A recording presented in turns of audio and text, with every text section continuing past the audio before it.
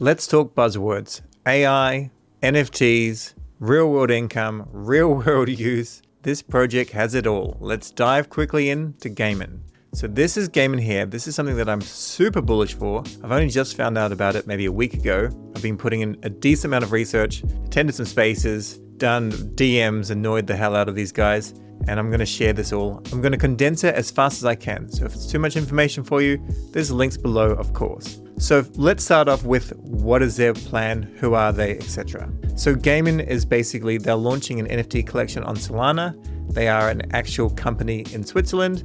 They do esports tournaments such as Fortnite and Dota 2 and things like that. They're the third best team in the world, and they are basically trying to get people to use their GPUs to do AI rendering.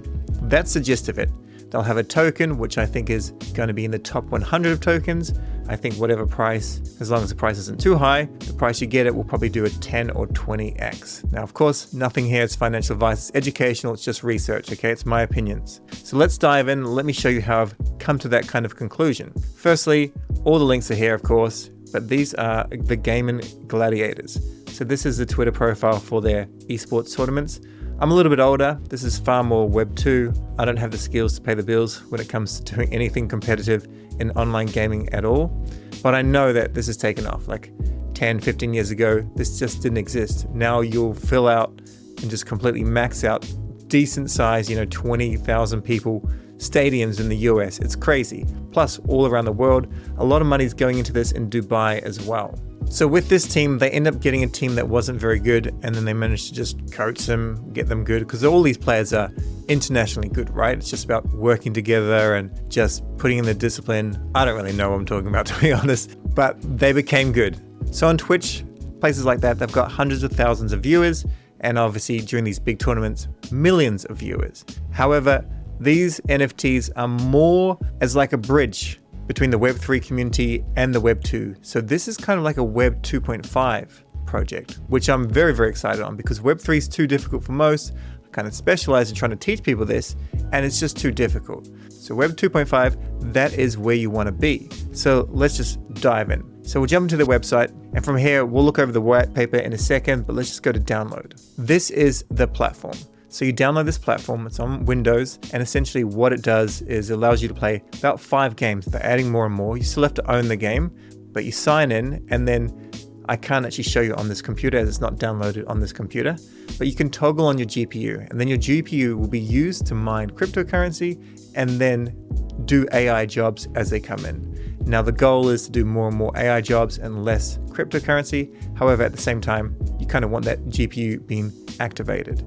So apparently there's about 1.5 billion people in the world that have a gaming PC, and of them, quite a few of them have a pretty decent GPU. And a lot of the time that GPU power, it just goes to waste. Now, the way AI is going, we won't get into it. It's probably going to take over the world more or less, but essentially what we're going to have is a situation where there's not enough GPUs being produced, and I believe this is already at this now, to actually satisfy the demand. And you can't tap in easily to people's GPUs at home because no one's built anything. And people are trying to build this, but they're only in the decentralized way. So your traditional companies don't exist. I'll show you one now. This is an example. This is vast, and I haven't really looked into it. It's certainly nothing that I'm saying you should. But if you have VPUs in a data center, which is like companies, maybe studios, render farms, when you're not using them, you can turn them on and you can earn a little bit of revenue if you want per hour, a 4090, 43 cents per hour. However, you can't just plug in your home computer in any way. And I mean, this is still a good solution if you have a data center. I don't have a data center. No one has a data center. Yet you literally have millions and millions and millions of people with GPUs where they could dedicate a little bit of that kind of processing power to power this network. And this is how cryptocurrency in general kind of started, right? It's just a decentralized network. Then once you download this, there's a little toggle here, which we can't see in the mockup. It's like a slider, like a volume slider on your phone. You can say, I want to devote 100% of my GPU, 10%, 90%. Obviously, the target market is not like miners or anything like that. The target market is not even Web3 people. The target is literally the actual gamers. So they're playing Grand Theft Auto 5. They've got a certain number of FPS. they're happy, they can turn on 15, 20%. And a lot of people are actually, they're gamers and they're like 16 years old, 15 years old. They're not paying the electricity at home. I'll go over that in a second.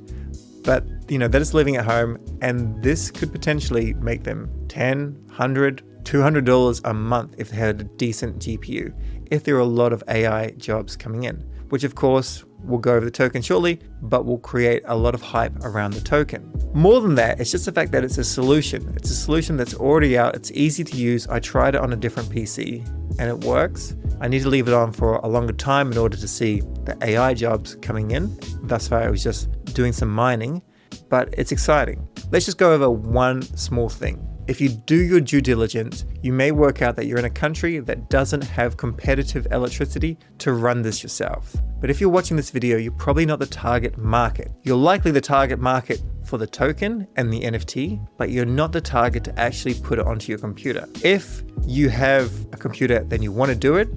It's a little bit like Ethereum mining back in the day.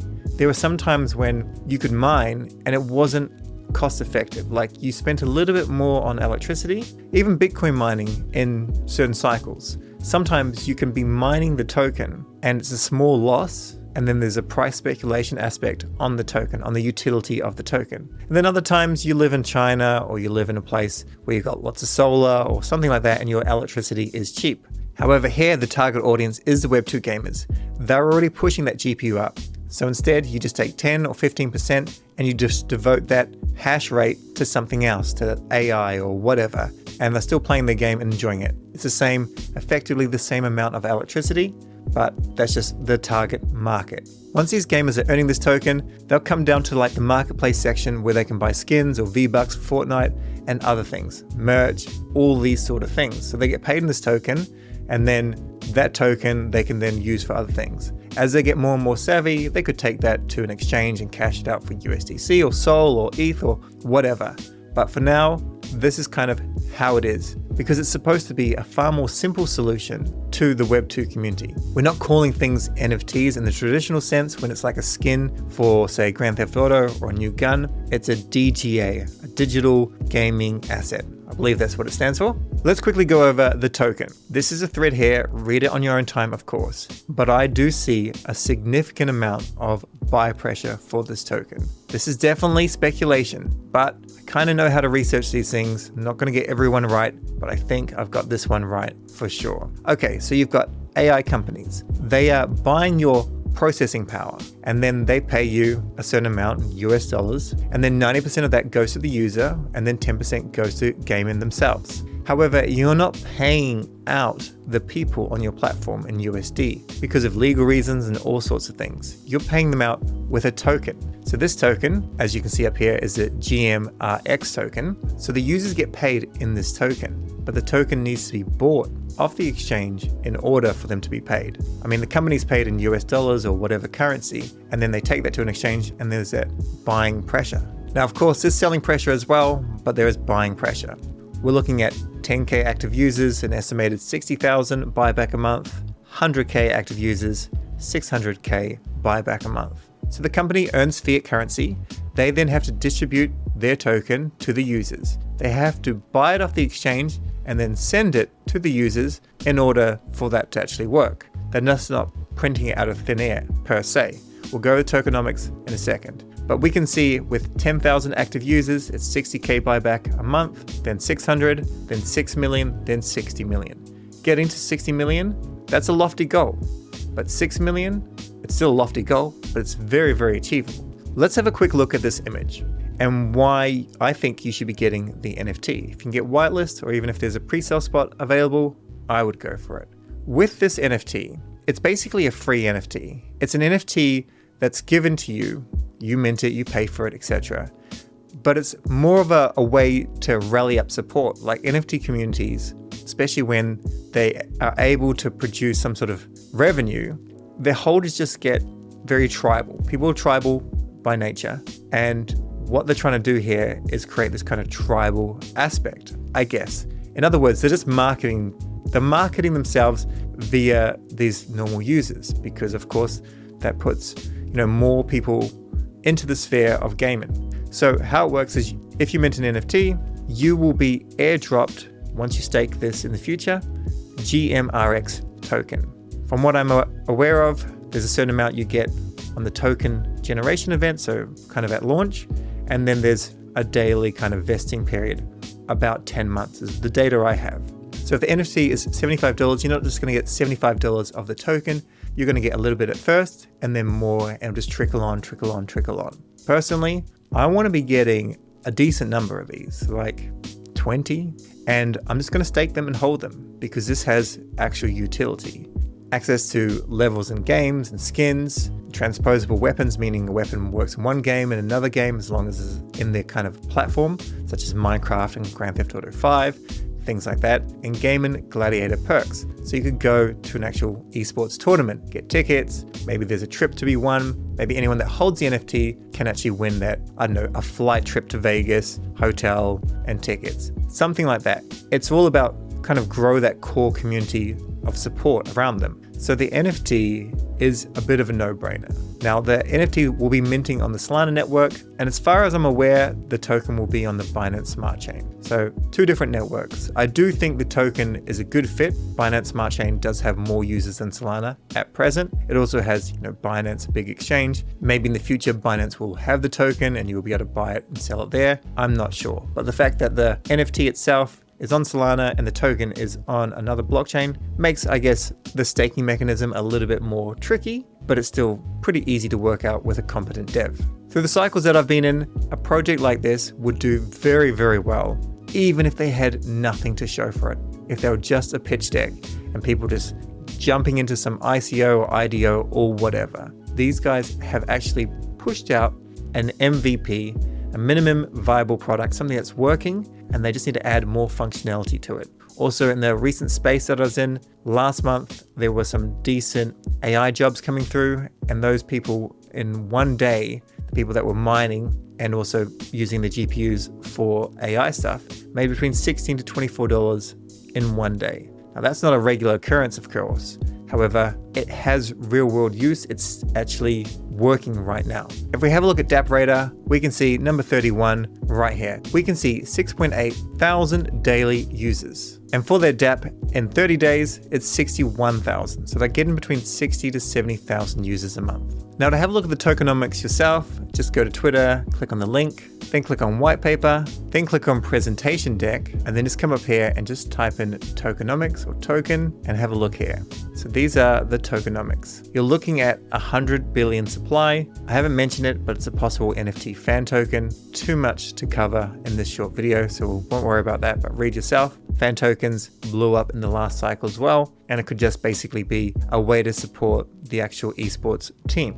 As we come on down, you can see these are the proposed use of the company holdings, or the proposed use of the token supply. So normally when you go with like a big exchange, I think that's what their goal is. So like the Bybits, the Binances, the OKXs of the world, they will help you with your tokenomics. They want to obviously make some profit and they don't want the token to go bad. There's plenty with bad tokenomics. But we're looking at 55% for the community. This is a bullish thing. And as I said before, the supply is 100 billion. So what do we have that's comparable? Well, I guess maybe Render. So Render, this is a token here. We're just looking purely at the tokenomics right now.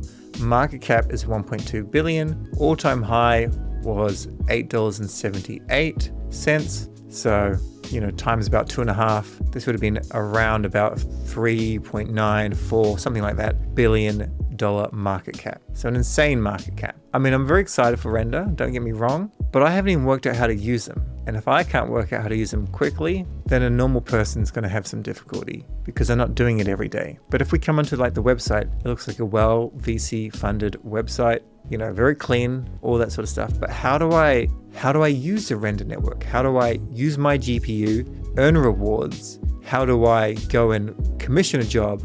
It's too difficult. Now, I'm not saying that you can easily commission a job with Gaimin because you can't, but you can use your GPU to earn the rewards. So they're already a step above on the Render network, and the Render network is worth $1.3 billion. So that's Gaimin in a nutshell. I promised a short and sweet video. I don't think I delivered on that, but I'm excited. Are you? Try and get whitelist if you're interested. Good luck, and let me know your comments below if you have any. Stay curious, and we'll catch you in the next video.